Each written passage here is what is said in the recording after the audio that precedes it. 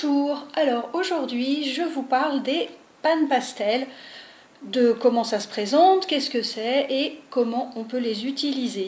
Donc les pannes pastel, c'est tout simplement du pastel qui est présenté sous une forme solide dans des petites boîtes.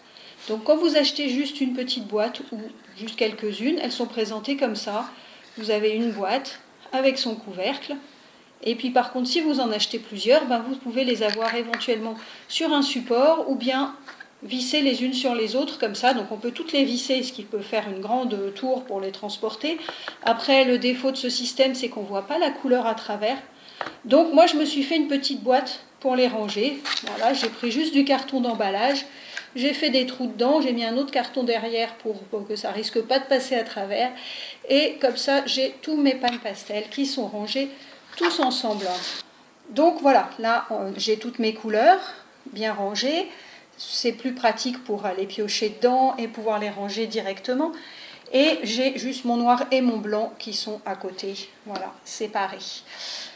Alors le pan pastel, ça ne se travaille pas comme le pastel classique avec les doigts. Ça se travaille avec des petits outils qu'on peut acheter avec, comme par exemple des petites éponges qui ont des formes comme ça, ou des petites choses qui ressemblent à ça. Alors, quand vous les achetez, vous avez toute une provision de recharge en fait qui vous permettent de changer la couleur. Et puis ensuite, vous pouvez les nettoyer et les remettre. Alors, vous remarquerez peut-être que ça ressemble beaucoup à des éponges à maquillage. Donc, vous pouvez aussi utiliser des éponges à maquillage, comme par exemple ces petits bâtonnets qui se trouvent dans n'importe quelle parfumerie. Et voilà, j'ai aussi une éponge comme ça. C'est très bien pour les gens qui aiment bien le rendu du pastel, mais qui n'aiment pas le toucher avec les doigts. Il y a des gens qui n'aiment pas du tout ça. Donc pour eux, c'est très pratique. Donc je vais vous montrer un petit peu comment on l'utilise.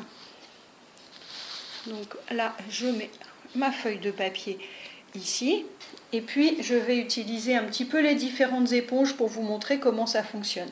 Donc, imaginons que je veuille faire un ciel d'hiver, un peu dans les tons violets, et puis avec un coucher de soleil, quelque chose comme ça.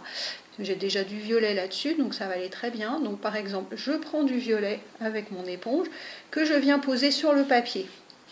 Et là, c'est un papier, c'est pas du tout du papier spécial pastel, c'est un papier tout à fait normal. Et vous voyez que le pastel accroche très bien, qu'on n'a pas du tout de poussière de pastel.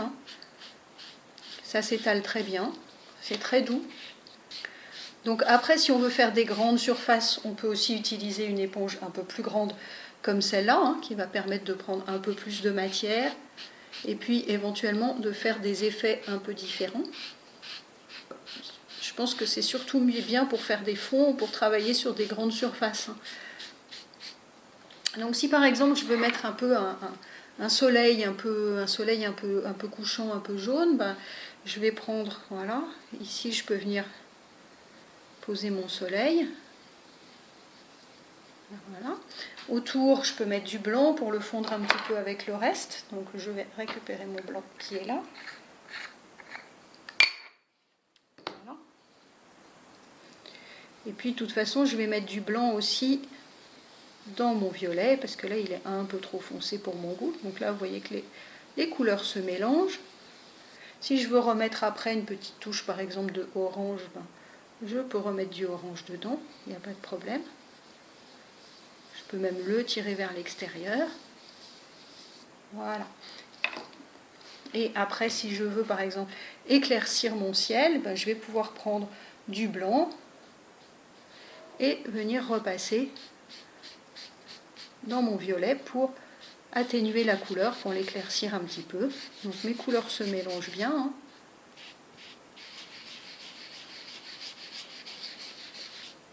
Alors le fait de travailler avec des outils, ça rend la technique un petit peu différente de la technique du pastel en bâton. Parce que en fait, ça devient plus comme de la peinture. C'est-à-dire qu'il faut toujours bien penser que quand on va mettre une couleur, si je tire mon blanc dans le violet, mon petit outil, ma petite éponge, elle va prendre du violet. Donc après, si je reviens vers le bas, il y a du violet sur mon éponge. Donc ça, il faut toujours penser à en tenir compte. C'est un peu plus comme quand on travaille en peinture avec un pinceau. Et puis après, je vais faire aller un petit peu ma couleur de ciel un peu vers un soleil couchant, par exemple, avec un peu plus de jaune. Donc je vais prendre un ocre jaune que je vais venir mettre par là. Alors, vous voyez que comme mon outil il y a du violet dessus, ben, ça mélange la couleur. Hein. Ça fait une couleur intermédiaire en fait entre l'ocre jaune et le violet. Si je veux après remettre du jaune et que ça ne se mélange pas, il va falloir soit que je nettoie ma petite éponge, soit que je prenne une autre éponge. Voilà ce que je vais faire. Je vais prendre celle-là et avec celle-là, je vais venir mettre de l'ocre du coup pour qu'il se mélange moins avec ma couleur. Et puis tirer un petit peu mon ocre et j'éclaircis un peu ma couleur.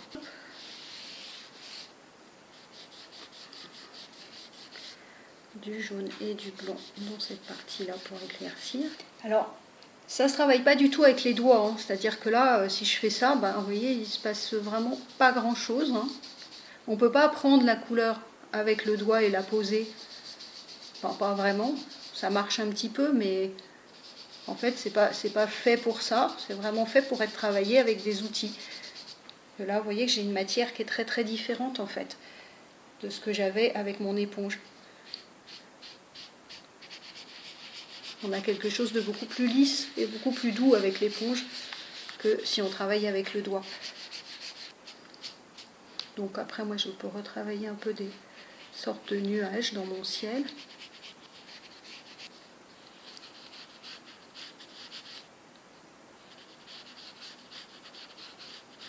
Après, ça se travaille vraiment de façon assez proche hein, du pastel en bâton. Hein.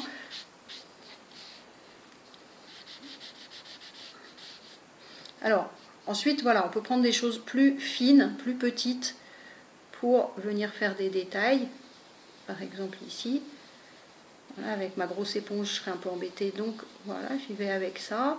Je peux aussi m'en servir pour dessiner des nuages, par exemple, que je peux estomper plus ou moins. Ensuite, si je veux par exemple dessiner des arbres, des petits sapins dans le lointain, là c'est un petit peu plus compliqué. Donc on va essayer avec les petits, voilà, avec des petits outils comme ça, de dessiner un peu des sapins à l'horizon, un peu dans la brume. Donc là, voilà, ça marche pas mal. Hein.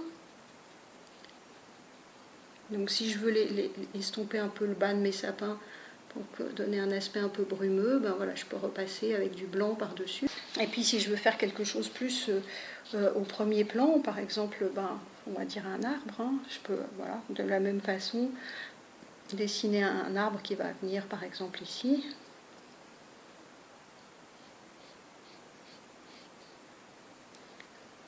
Et puis bah, lui faire des branches bien sûr. Hein.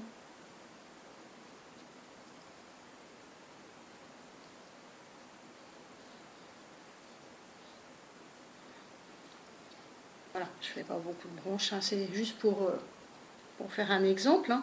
Après, si je veux lui mettre un peu de lumière sur le côté, hein, comme s'il était éclairé par mon soleil couchant, ben, voilà, je peux repasser un petit peu sur le côté. Voilà, bon, rapidement, ça vous donne un peu un aperçu de ce qu'on peut faire avec des pannes pastel.